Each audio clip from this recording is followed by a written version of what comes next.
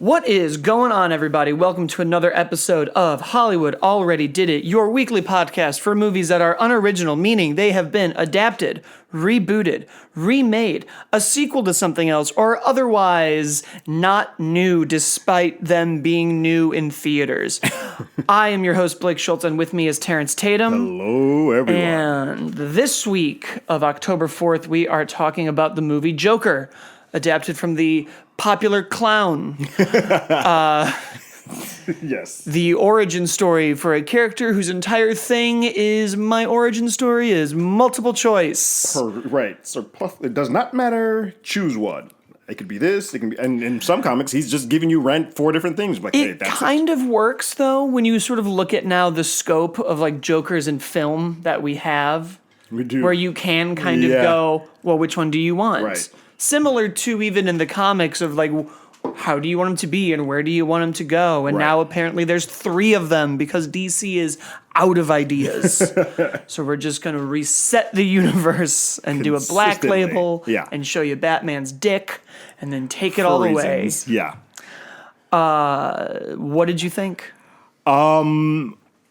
So I went, for the longest time, I was very amped to see this movie. And then within the last week or so, based on the verbiage of the director, I was like, screw this movie. And I just stopped kind of caring. So my energy level was going in low.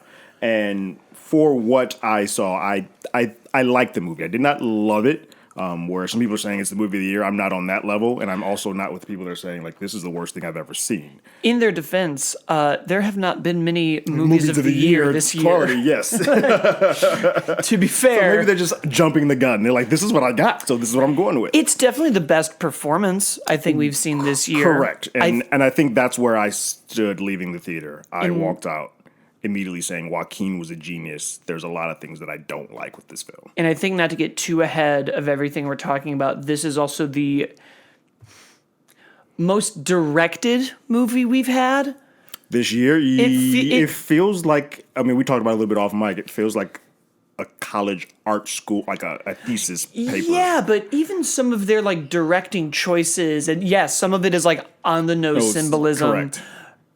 But some of it is like this deliberate pacing and these slow responses, and even just like the texture of it kind of makes you feel like, oh, there really was like artistry and thought here. And I don't want to say that they've storyboards and like they mapped out exactly how they were going to do this scene. We really thought about what this staircase means going up and why. down. Yes. Yep. Yeah. And yeah, some of that is like directing 101, a high right. But that also, like, I went to an art school, so sometimes I'm like, hell sometimes yeah. you gotta do it, right? You're like, sometimes, well done. There was some stuff in this movie where I was like, man, that's really on the nose. And then other moments I was like, man, that was really on the nose, but I love it. Yeah. Like that's very clever. There's definitely some moments that I'm like, oh, you almost are bordering on that. That's too much, but I like it. So you had a similar pattern to me, though, in terms of your excitement for the movie. Yeah. And my kind of journey with this film was they announced it, and I went, no. Yes. I reject it on its premise. The Joker doesn't need an origin. The Joker without Batman is uninteresting. Chaos, right. I don't want to do it. No. Right. And then we saw a few trailers. And I'm like, okay. And I was like, great. This looks like Right. it's going to be something different and weird and crazy. And then it got these incredible reviews. What, a 40-minute standing ovation type? 6-minute standing ovation. Yeah. 10s across the board. Everyone, 5 stars. The greatest thing ever. And Yeah. I don't know if you're like me, but when everyone is going... I retract. Yeah. I go, we'll Hold see. on, yep. Then I like pull out my like art school glasses and I'm like, all right. I'm with you. And I think Let's that's see. what happened to this movie a little bit for me going in. So then I took one more step, and in the last like 2 or 3 weeks, I didn't really care about what Todd Phillips said. He's an idiot. Yeah. But it didn't affect how I felt about the movie. I was, however, preparing myself to be like, I'm going to be the one that has the like, no. Yeah. And I'm not. Yeah. I walked out really feeling weird. Yeah. I've almost felt unfulfilled, and I think you're supposed to a little bit. Yeah, I think so. I don't think. Well, I definitely don't think you're supposed to walk out happy or empowered or good. You should not. If you do, we need a police to find you immediately. Right? Yeah. I don't think it's you're not supposed to champion him Correct. in any way. So I don't know if the idea is to walk out like with having thought provocation, perhaps. I would, but what emotion is thought provoking? What Right. what is the mood? and to I that? kind of agree with that, except for like the director has gone on to say that the purpose of this is to provoke thought. And he's like, I want to provoke thought about mental illness and this and this, and I'm like, well, you didn't do a good job because I think you lay all of that stuff out there and then kind of just say, it is what it is. Well, he does the thing a college professor does. He does the thing a theology professor does, where you're studying religion and they go, well, here's all of the ideas it could be. Right. And then you're like, well, what do you believe? And they're like, And yes, I'm not I doing that can't for say you. that. Right. Yeah. and a theology teacher is technically not allowed to say it. Correct. The director of a film can. Can. Jordan Peele made a thought-provoking movie and then later was like, here's what my shit was. Right. And I always like a good I will artistic, tell let's you- figure it right. out. I also like when the director and the writer kind of are Make like, a here's what choice. we're saying. Right. And I feel like this movie is saying a lot Yeah. without kind of having its closing statement on it. Correct. Because the closing statement of this movie technically is the Batman lore. Yeah. Which like, is- yeah. I mean, this. Correct. I think the first 2/3 of this movie is dealing like you sort of go down this rabbit hole of mental illness and with gun safety and haves versus the have-nots, and that's typical Gotham. That's what Gotham is. But you kind of almost forget until the last 25 minutes that this is a Gotham because it's Fleck focused, and then all of Yeah. a sudden you're like, oh, this is Batman, and anything that is Batman related that they can throw in, they're like, let's put it all in now. And don't get me wrong, it's great. It just feels like a weird juxtaposition versus the other 2/3 of the film because you're like, well, how do we? Now we're here. How does he have a purple? Like, wait, what is going on? How do we get here already? Yeah, we sort of land at the, like, I don't know, the drawing of his costume, and then he Right. just sort of has it and is the Joker. Considering and- someone who's poor the entire film, that's a pretty swanky suit that he has. And you're like, well, I guess we're just going to be like, well, that's it. That is what I it is. imagine he took it from his clown job, or he stole it. Like, at that point, right? He was down a spiral. At that point, he would have just gone and stolen it from somewhere. Yeah. I didn't need to see it. I'm just saying it was very convenient that, like, now I'm in my Joker garb because this is what you all know me to be when Yeah. I'm Joker. And I don't know if we quite earned that aspect of it. The mental stuff we had already definitely gone down that hole, and that's where we got there. So I think that's why they're like, we're comfortable doing this jump because you knew all of this other stuff that came in. Yeah, so I guess the movie kind of does, I think, succeed thematically by positing to you a bunch of different things. Thoughts, right. But that being said, in the actual like storytelling in the script, I did find there was some predictability Very too. much so. And I don't know if it's because we're both in this and we do this like film stuff and we kind of, but there are some things, we'll get into spoilers, but there's some things that I saw a mile away. And I was just like, oh, I can't be the only one. Oh, this can't be a big twist or reveal that happens. And then it winds up being that. I'm like, oh, shit, is this just because I'm good at this or did they do this lazily? Like, I'm not quite sure. I think it's a little bit of both. Yeah. Because some of it is, I guess if you're paying attention and if you're looking at the Joker as the unreliable narrator that he's sort of supposed to be and has been built in the comics. Correct. You can kind of go, well, we're getting that. We don't really know what's real and what isn't. Right. The movie doesn't really try to make you question the entire movie. No. Which is why some of the things, not to get really spoilery just yet, but some of the stuff it kind of posits to you On the back end. on the back end, you go, well, all of this happened. Right. We already know what didn't. Right. Unless you really want to Go down this. pull a huge But then I go, well, then it doesn't matter. Well, 'Cause a that's my small point, because part if of that's the me- case, I get angry. We'll talk about the ending in a minute, but I very much, until I got home and talked to my roommate, thought that it was a jump backwards in time. And he was like, no, that's after all of the events. I thought it was like his first meeting with the social service worker. I thought it was the same character. Got it.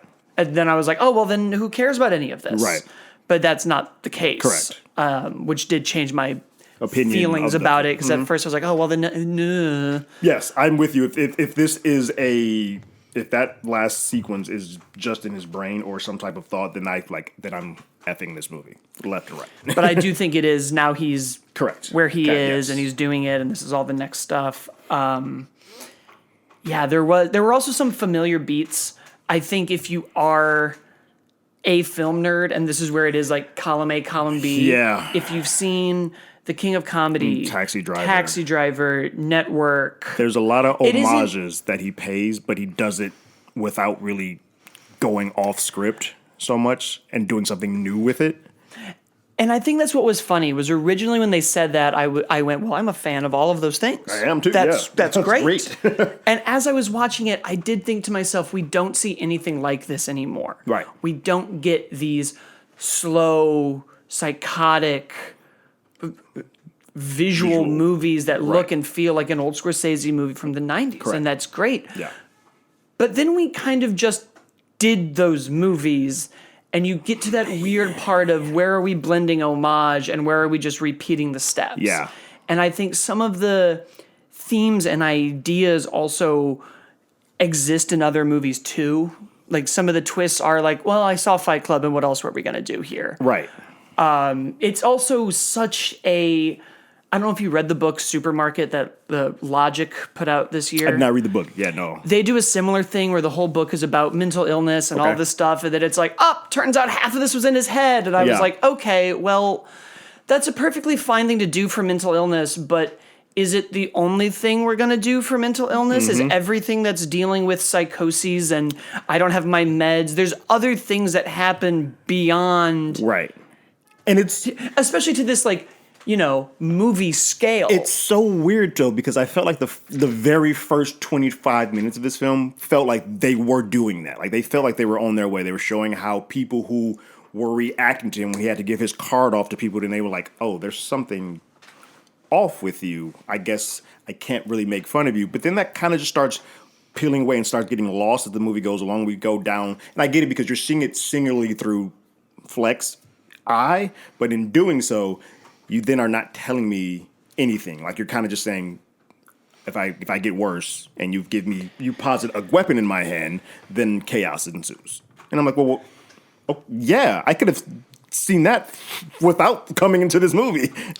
Right. Yeah, there is some of that where you're like, well, yeah, man, like, totally. And that's what I mean where I go, well, it just, I guess, wasn't as challenging as I wanted it to be, I think is what I mean by that. Yeah. And that doesn't make it a bad movie, right? By no means. That's like taking a course and thinking that I'm going to learn about a lot of things, and then that's all in the 201. Right. And it's like, well, that's where I wanted to go. Exactly. But, I really was kind of looking forward to this dark and crazy thing. And when the movie does it so well. Yeah. When is the clown in the beginning, and, well, why would I keep his sign? And you could just and he see doesn't that, even sound crazy in that scene. He he's just sounds like frustrated. broke and he knows that he's not going to believe me because everyone in this place, except for the little person, thinks that I'm batshit crazy. Right. And I'm like, oh, this guy... And it's weird because this movie does this weird thing where, like we talked about a little bit, they come close to trying to make me feel bad for this dude. And that's a almost dangerous thing, but they do it in a way that I wind up empathizing with him, but not sympathizing for him. Right. And I think it is that weird boat of understanding him and still being like, well, you're crazy. Right. That kind of came up in, like, it comes up in real stories all the time. That is one of the things I like about the movie, is to go, well, do we actually feel bad for him, or is he still a bad person? You look at things like, I don't know, any number of cop shootings. There was the one in Texas, right, where the lady walked into an apartment that she thought was hers and shot somebody. Right. And it's like, well, she was scared and she was looking at her phone and she was distracted. It's like, well, none of those are good excuses for shooting a person. Exactly. And then they're like, well, do you not even understand what she was going through? No, I get it. I got that. I understand being scared, worried. He it doesn't mean I should murdered someone in their home. Right. Why are you yeah, like, you get into a lot of other things with that. Yeah. And I think that is something the movie does do really well, where for every scene where you do really feel for Arthur, he turns around and does something that's unforgivable. Correct. And you're like, well, that's great. And there's a lot of moments like that. When he's talking to the cops and they're like, well, is this laughter thing really a disease, or are you just a freak? And he's like, some fucking clown thing? Like, what do you think, guys? And you're like, yeah, fuck them. Right. That's great. Correct. Like, I think one of my favorite parts is when you could see him going from being empathetic and like you feeling bad for him until like, okay, now you're taking this too far, is the train sequence, which, spoilers, we can get into this a little bit now, but when he sort of basically devolves into the first killing that he does. He starts off doing it in self-defense. And then he starts hunting that man down. And I'm like, this is no longer you doing this in self-defense. Now you're just pissed. Now you're just angry. And I think that that's another interesting part of the movie is kind of showing you that line of like, well, at what point are your frustrations going to escalate to a point beyond any redemption? And they will. And I think that is one of the bigger themes in the movie is that it is about like the dangers of not listening. Yeah. It's more about like he's sitting there with his therapist and I'm suicidal and I want to kill people and this and this. His notepad is he's writing stuff that you should make people aware of. And she calls one of them out where it's like, I hope my death makes more sense than my life. We're getting into some light spoilers now. So, you know, the movie made $94 million. So you saw it. Right. So like when you get those moments and that kind of happens throughout the movie where no one's really listening to Arthur. Correct. And I think that's a really interesting directing choice of just showing you everybody not caring, not listening, hearing but not listening. Hearing but not listening. And it's great scenes of like, you're not getting it. Yeah. All I have are negative thoughts. And for him, it's so simple. He's like, I'm saying this to you, but no one's listening, either because you think there's something wrong with you. I'm your child. I'm a criminal, or you think that I'm a criminal. They're not paying attention for whatever reason, but he is actively feels like he is saying what he's meant to be saying. Just no one is hearing it. Right. It really it reminds me a lot of, you know, there are real people with like real problems, be it like dyslexia or like depression or these other things that learning disabilities where they're trying like really hard at it. We just kind of keep being like, oh, well, they're just a little off. Right. It's just that. And it's like, well, no, actually they need medicine, treatment, therapy. And they do a good job of showing you like, you know, this is the first thing that goes when they're cutting budgets. Isn't that fucked up? This gets into like when you start dealing with like the war veterans that come back and they end up homeless on the street. You're like, well, that's because we just cut all our funding for them, and now this is where we put them. We mentally don't have anything to take care of them, and that's where they end up. We've decided you're a lesser person, so why should we bother? Right. And I think that is a great thing to do and go through. I just kind of want everything to be a little bit deeper. Yeah. I almost want to see, and you do see the repercussions of it, but I guess because it's a movie without Batman, there's so little to show you the other side, right? There is no like, well, there are good people, and there is hope, and there is this. We're just kind of down the whole time. And part of that is good because you want to see that for Arthur there isn't hope. Correct. And in a DC movie where they're usually like, there's always hope. Right. Gods amongst men, Wonder Woman, Superman, Batman, these symbols of truth and justice, to then kind of take that away and be like, well, what about this guy? Right. What about this person? Yeah. It paints you a much different, a more desperate picture. Especially when the person that Arthur and his mother are looking forward to being hope is Thomas Wayne, and he is completely the antithesis of that for them. Like, he may be for some people, for the haves, but for people like him, for Arthur, he is not. And he even had some interesting moments. I kind of wanted more Thomas Wayne because he has that scene where he's like, look, I want to help them, but the people who made something of themselves are always going to think they're clowns. Right. I was like, well, that's a fucked up thing to say. on live television. In the same sentence, he's like, and I'm going to help them. Yeah. And I was like, so are they clowns or are you going to help them? He spits at them, but it's like, I'll help you up while I'm spitting. And they need to understand that I'm the only chance they have. Right. And it's like, but buddy, like, you're not. Yeah.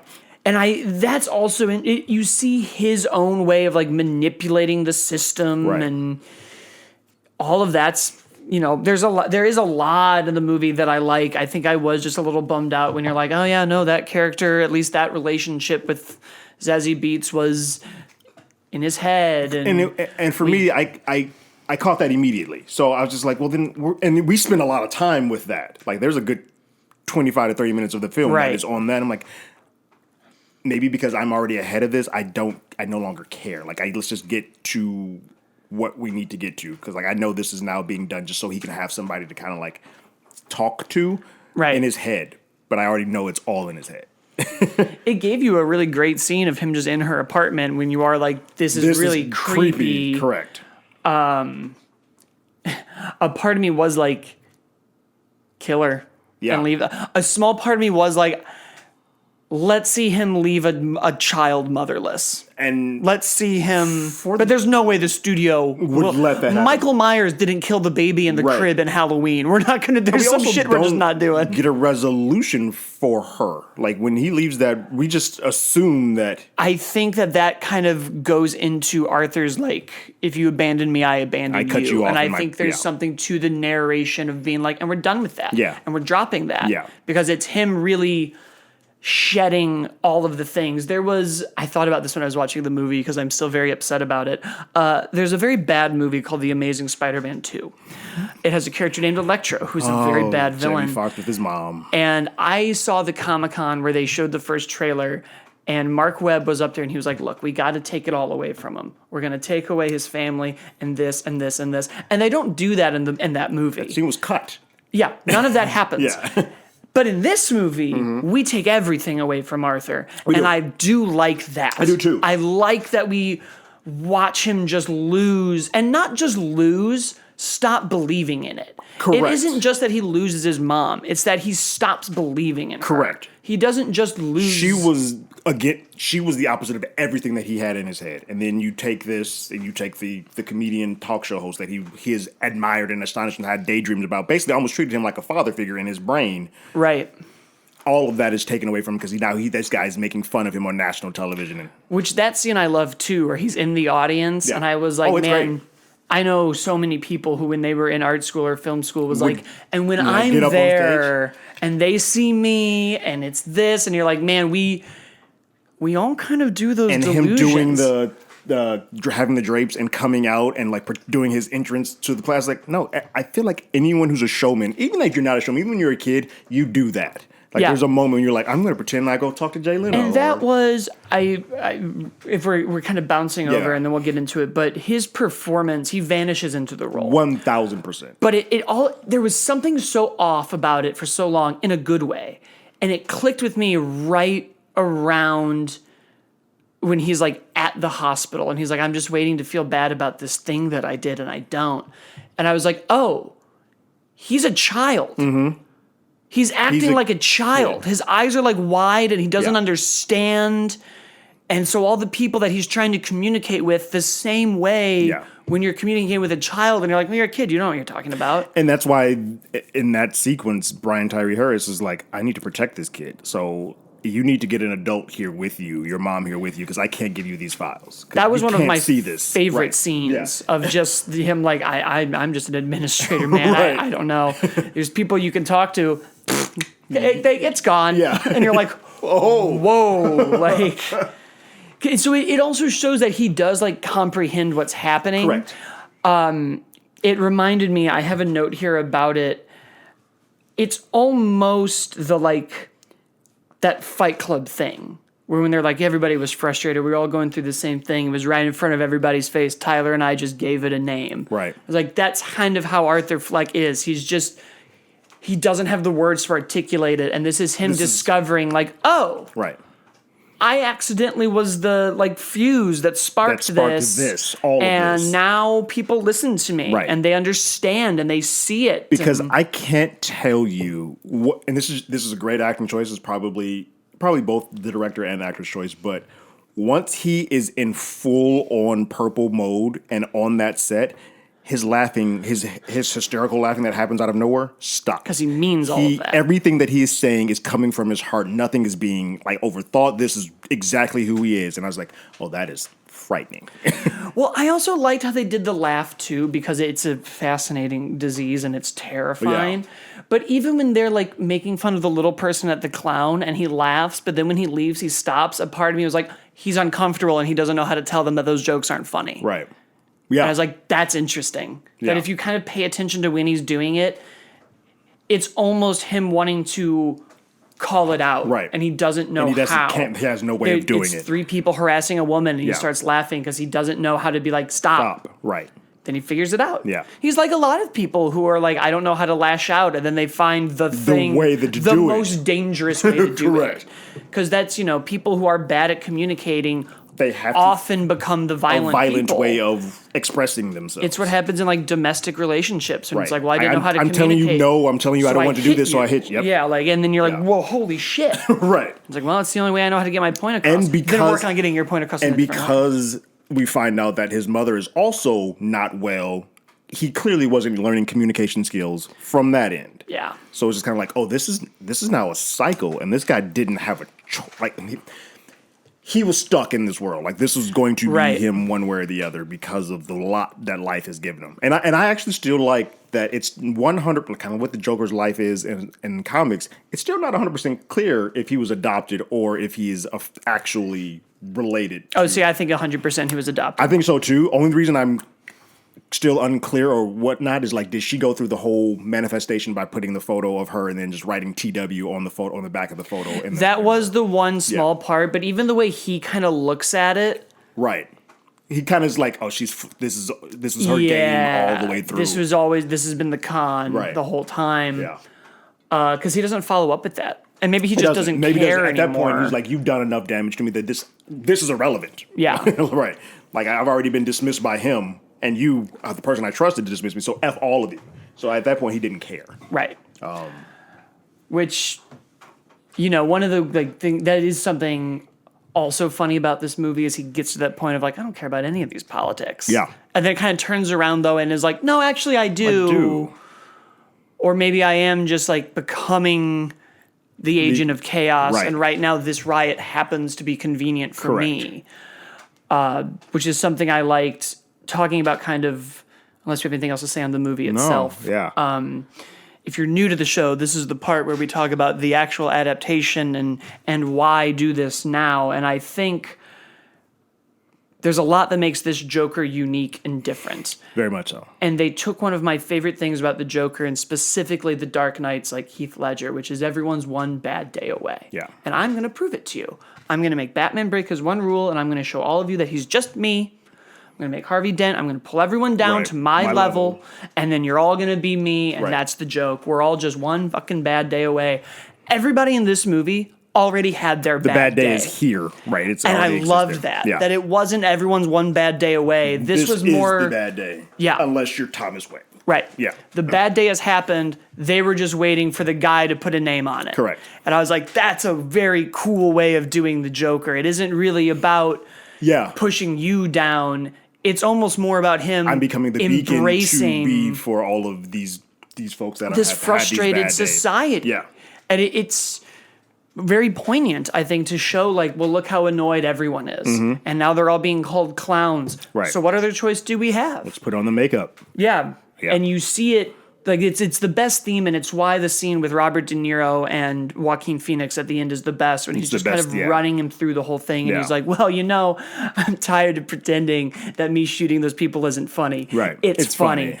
And I'll tell you why, because it's subjective, and if it was me who got shot, you wouldn't care, because you guys decide what's funny and what's not. You brought me on here to make fun of me. Yeah. Right, the same way you decide whose lives are worth what, and I was like, it's great. If your brain is like broken, those are the kind of connections you make. That is exactly you're what you gonna do. You go to you're the one who one-on-one decides like that. what's funny, the same way you decide this, even though those are two very...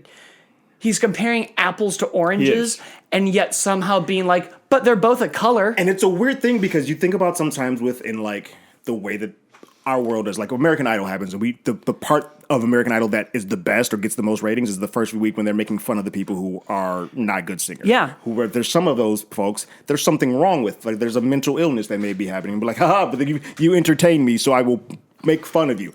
That was their way of like, this is you calling out people who do this on a whim. Yeah, and we do it. Everyone does it. Oh yeah, everybody. America's Funniest Home Videos. We're constantly watching people who get hurt and fall down and this and this. There was a sketch that somebody was telling me about at the IO Theater.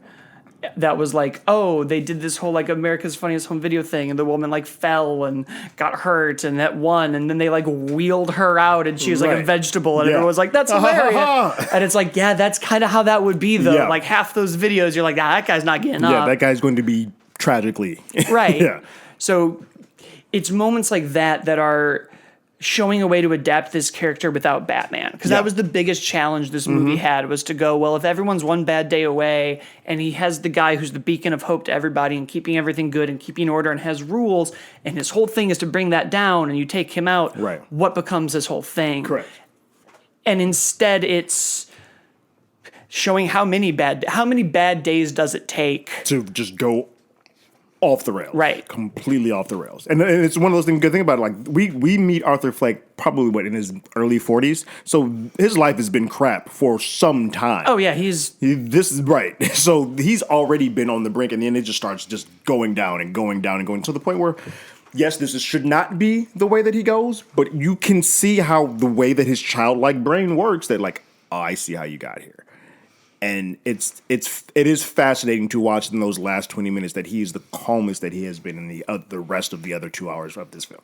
And my one thing for why I think the adaptation, why I'm a little off with the Joker, because I think the mental illness or the quote unquote crazy side of him is 100% here.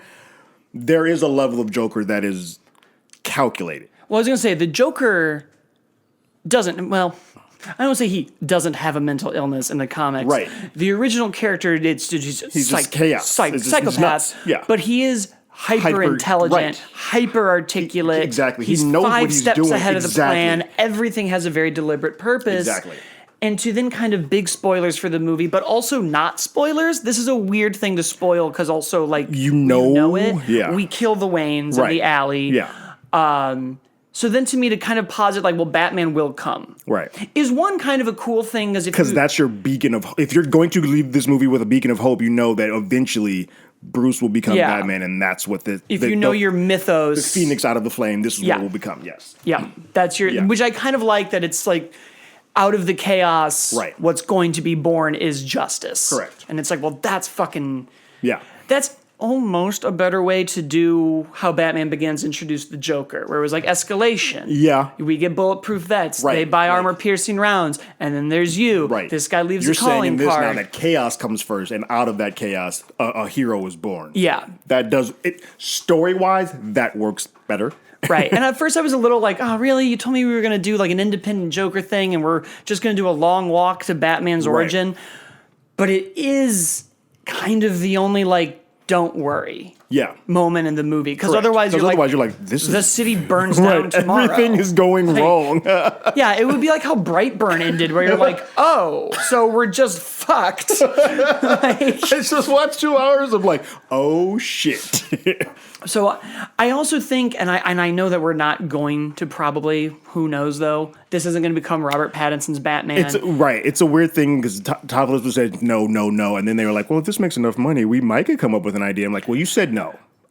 I wouldn't mind. Did you read? It came out, I think, almost 2 years ago now. Like the Elseworld Batman story, The White Knight. No. Where so the whole kind of story is that Batman is kind of at the end of his rope.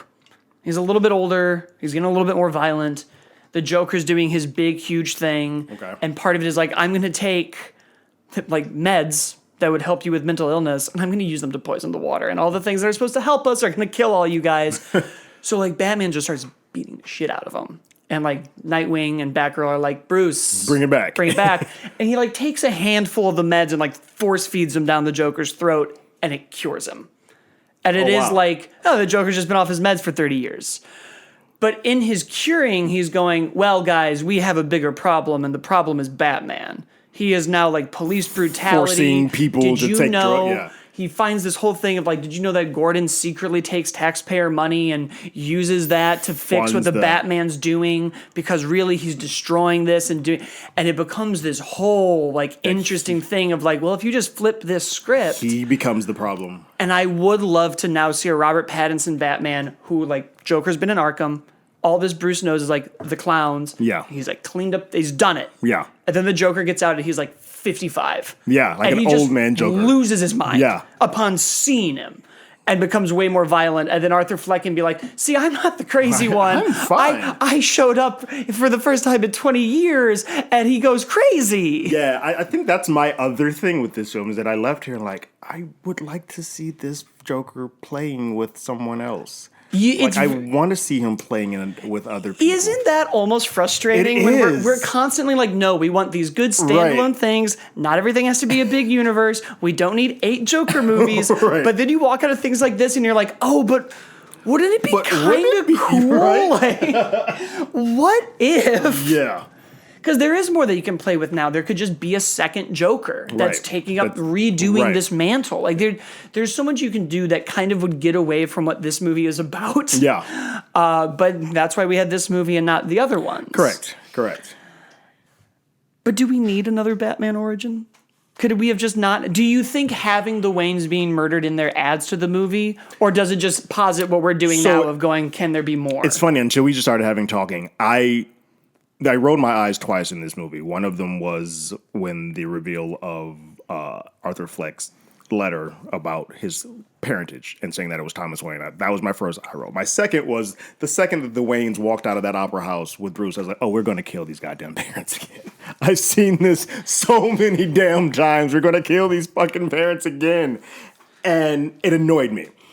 But then when I was okay with it is when it ended and then he went through his little speech with his in the White Room with the people, and they went back to a flashback of just Bruce in the alley again. And I was like, oh, and what we just talked about, now this makes sense. This was done to show that, because otherwise this movie is basically just a PSA of like, shit is going to hit the fan. I think if you didn't kill Thomas Wayne, you would have needed to kill Joker. Yeah, exactly. Because otherwise, yeah, it does. You then do get into the like, I don't want to say the danger of this movie because I don't like the idea that I don't like to say that films cause that. film, video. I've been doing this my whole fucking life. Yeah. Video games do it, music does it, comics do it, films do it. But I guess kind of more in that line of the importance of seeing these frustrations and making it a PSA. Right. Similar in like veins of older movies where it's like, well, you need to see the consequences of Correct. it. And to see the consequences that he gets away with it doesn't really teach you anything. No. It more goes, see, it's fine. Right. I don't think, I saw a theater with 400 people in it. I don't think any one of them tomorrow is going to go, shoot John Lennon because he read Catcher in the Rye. But it only takes one person It who only read takes Catcher in the one Rye and person. then shoots John. And It was John Lennon, right? Yes, and I think it's a weird thing too, because there was a part of this movie about a 45 minutes in where I was sitting there, I was like, I don't think a person who would be considered to be quote unquote insane or somewhere on that spectrum of sanity should see this film. Because Right. I was like, oh no, this triggers a lot of stuff if you're already there. Now, if you're not, it's a film. You can separate the two, but just like Joker in this world can't, sometimes when you deal with people who are considered to be insane, Right. they would not be able to as well. Yeah. And so that's when I was like, oh, I can see it's not triggering for me because I can separate that. And I don't think the news media should be doing this whole thing like this is going to cause this and this and that. But in the back of my head, there is a little positive thing like, I can see how this would be a problem. Well, we're starting to see things even, as far back as like Atlas Shrugged, right? Yeah. Like you already see books like that, and then you have these like people like they're in BioShock really being like, this is how we're supposed to run our Right. businesses. And you're like, there's that old joke if you're interviewing with a company and you see that book on the boss's desk, like, don't take that job. Don't take that job. Yeah, you should not go there. It's also, I think, kind of the running joke with like the problematic straight white man of like, well, if you go into his room and he's got Fight Club posters and he likes Rick and Morty Yeah. and Breaking Bad. You should have a conversation with that kid. Yeah, and a lot of people get very up in arms about that. They do. But I do think there's relating to the problematic character and there's understanding what the art is saying. Right. And that's kind of what you tapped into where you're like, well, I sympathize with him, but I don't empathize Right. with him. Where you're not supposed to watch Fight Club and be like, who's got some good points? Tyler This Durden. Tyler guy is on to some shit. Like any more than you're supposed to watch The Simpsons and be like, Homer is a good dad. Yeah. Like you're not supposed to watch that and be like, I too should not care about my job or my family. But you and I have been around so many people who that they use quotes or they use things that they talk about the wrong thing. I'm like, you took the absolute wrong point of that film, Right. and ran with it. Well, and the scary part about it, and with this movie, to even what we were saying, is like he's not 100% wrong. Correct. He's just escalated to the point of insanity. And does not have the ability to correctly express or display how he's feeling. Right, which is what makes the movie interesting. But because they like let Arthur go and killed the Waynes, Yeah. you don't really have your like final thoughts Yeah. of like, well, what's our stance on this? Correct. There is no like, as simple as somebody on the news being like, so this is what happens Right. when all they needed was somebody else to now run against Thomas Wayne and be like, have you seen what Thomas Wayne inspired? Right. We need proper health safety, Yeah. gun safety. Like we almost needed to see somebody be like, this isn't Gotham. Yeah. It's not making Gotham better. It's making it worse. He's making it worse. I think that's where my problem, and I used the word hollow before we got on mic, and I you know could have some done that against a training montage of Batman and being getting like, ready. oh man. Yeah, I used the word hollow before we got on, and I know some reviewers have too. And I don't know, I don't have the thesaurus in front of me, so I can't quite find the correct word. But I keep going back to that just because that is what happens. We posit all these questions, but when we get to the end, they don't lead me anywhere. They kind of just like, all right, we put those questions out there, figure it out. Right. I saw a tweet from a games journalist that I follow who was like, here's a fun challenge, guys. In one sentence that isn't just like bad guy becomes worse, what's the movie about? Right. And I was like, that's a fun exercise because it's hard to do. And literally that's why I asked your roommate. When I was driving over here, and I was like, outside of a fantastic acting performance, can you tell me what's the story of this movie? I think it's the dangers of not listening to the people. Yeah. I think what encapsulates it really is like the people who are we need to take care of the people who are frustrated. I think that is the overall message of the show. Unfortunately, I think it's not buried, but it's so underneath so many other things that a lot of people are going to kind of like, yeah, but did you see when this happened or when this happened? You're like, oh, you're ignoring the part that no one's listening. But no. Like, I guess my biggest thing is, and this is what I kind of giggled and I was like, how they did this on purpose, and it's funny but sad at the same time, is in the film when Fleck kills one of the clown people that come to visit him. He has a little person in the house with him, but he's already chained the door, so the little person can't get out. And after he kills, and the little person tries to get out, and my theater erupted, started laughing its behind off, and I'm like, see, mine was like, mine had the reaction of a horror audience that was like, oh fuck. Mine was laughing, and I was like, wait, now you're laughing at another person's inability, like handicap. Like he may not be mentally ill, he's now a little person. The fucked up part of like the Joker as a character is like. And even, you know what? It's even the fucked up part about our society and our culture. It is. Sometimes. We choose where we want to put our. There was a time where they would have put that bit in like Animal House, and we would have been like, hilarious. Right. He had a one night stand and he can't get out in time, so now Yeah. she's gonna catch him. Right. And then today we'd be like, cancel That's it. a problem. It is like a funny scene, but it's played to be both, and I Right. think that is like the brilliance and the direction is Correct. that you are like, And that part, yeah. oh, this is fucked up and it's creepy and it's weird. And then he's like, you were the only one who was nice to me. Right.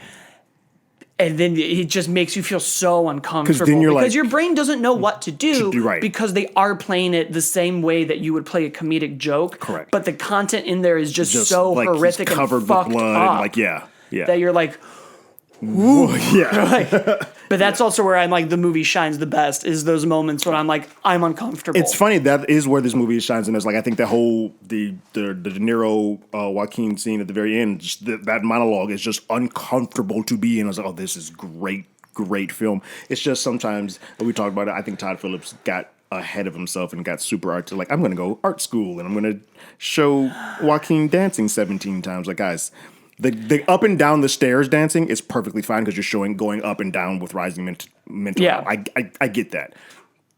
The 3 montages in front of mirrors or doing this, you're being overly artistic just for the sake of like, I'm doing art. Right.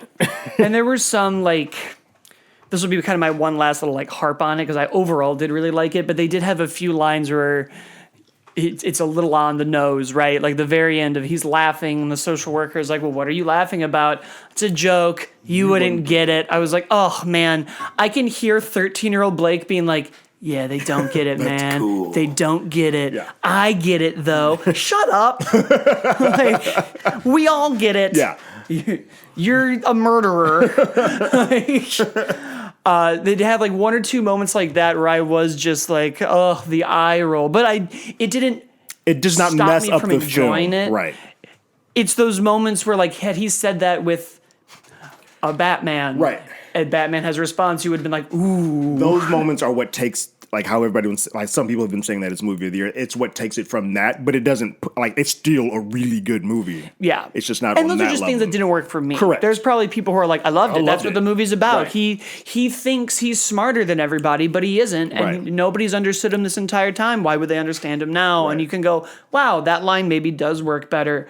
So then kind of back, I think, to this concept that we were talking about of like normalizing the dangers of it. Does it matter if he's the central character or not? If you look at a character like Thanos or Palpatine, who are like, no, the universe requires correction, hear me out.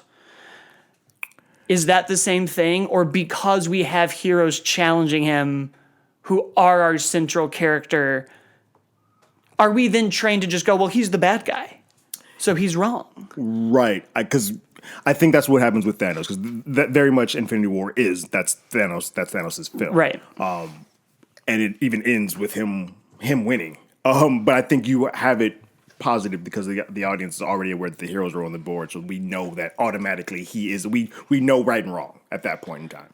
We don't quite have that here, so it's hard. Even it was hard for me sometimes too. Like just as a viewer, when I left there, I was like, it's difficult to watch a movie that does not have quote unquote a protagonist, and this movie does not have one. And I think that's where sometimes my herky jerky with where this film stands is like, there's nobody to root for in this movie. Not even Thomas Wayne. Like you're sitting there like the only person that's good is the kid who's got his face played with between a gate. Bruce is the only person that is good in this movie. That's it. Yeah. I mean, it's the same thing. Well, I guess it isn't because Breaking Bad has a lot of good people, but right. It's similar to a lot of those old like Scarface. It is old, and I think because movies have not been made in that way in a while, it's hard for the brain to kind of like adjust. Like, oh, everybody here is bad. So, I guess my second question to you then, sort of going a little bit into. Before we do that, I'll just end kind of this point because I think next we'll talk about the box office, and then I want to talk about kind of the trends in the movie making that we're seeing with this movie and with others. Do you think this is a movie that, at least is important now? Be it dangerous, we're having a rich conversation. There's a lot in it that parallels to now. Because of the way that, especially the U.S., is going right now, I do think that this is an important film to have. Yeah. Because if nothing else, this movie should have you walking out with, we need to discuss mental illness more. Right. And on some, like, it doesn't go into it in the film, but you should walk away like, I failed so-and-so, or I failed this person, or this person in my life I kind of just ignored because they were different or weird. Right. Maybe I should have done a better job of checking into that. If that is all that this film does, then I think it has succeeded on some level. Right. Yeah.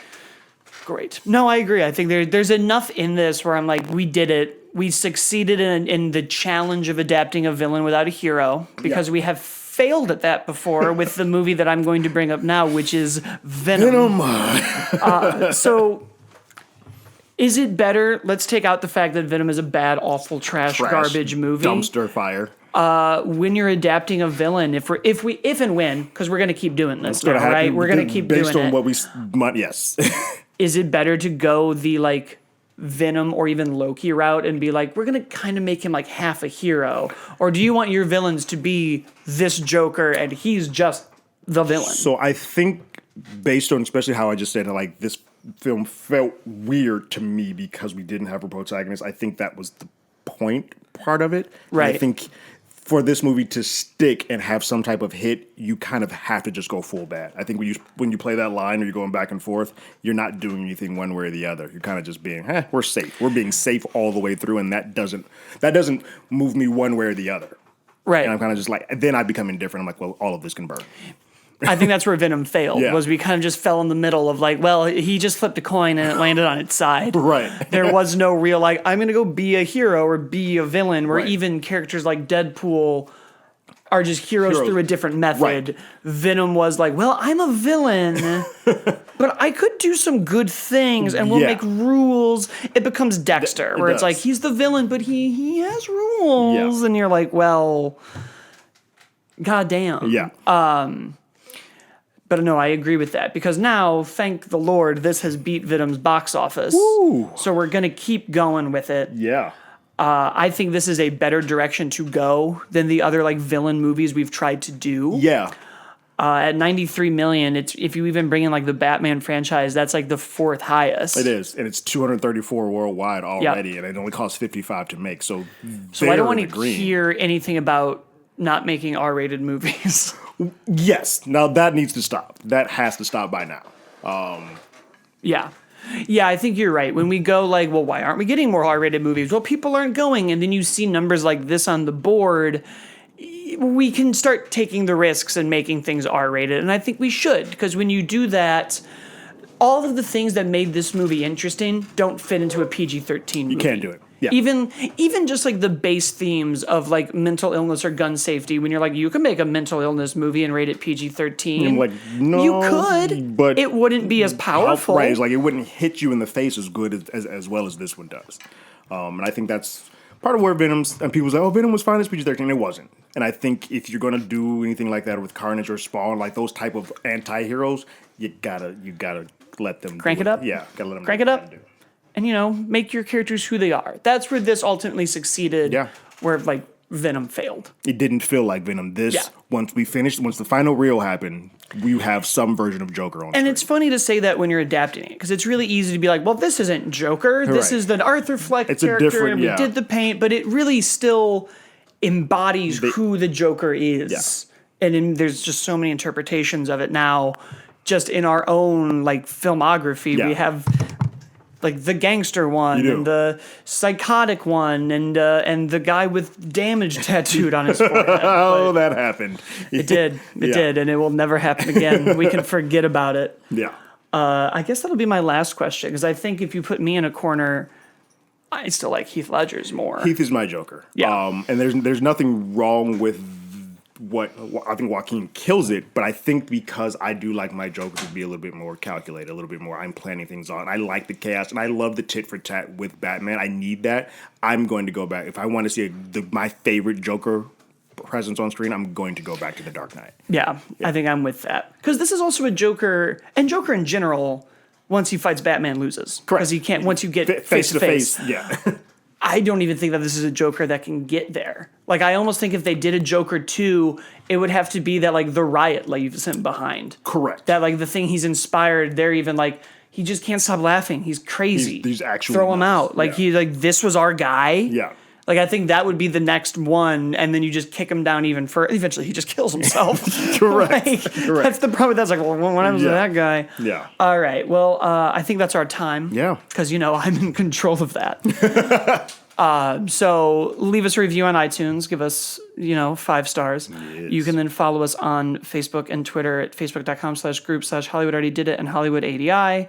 I'm at, as always, Blake, and Terrence is at Terrence Tatum, and that is our show. Later.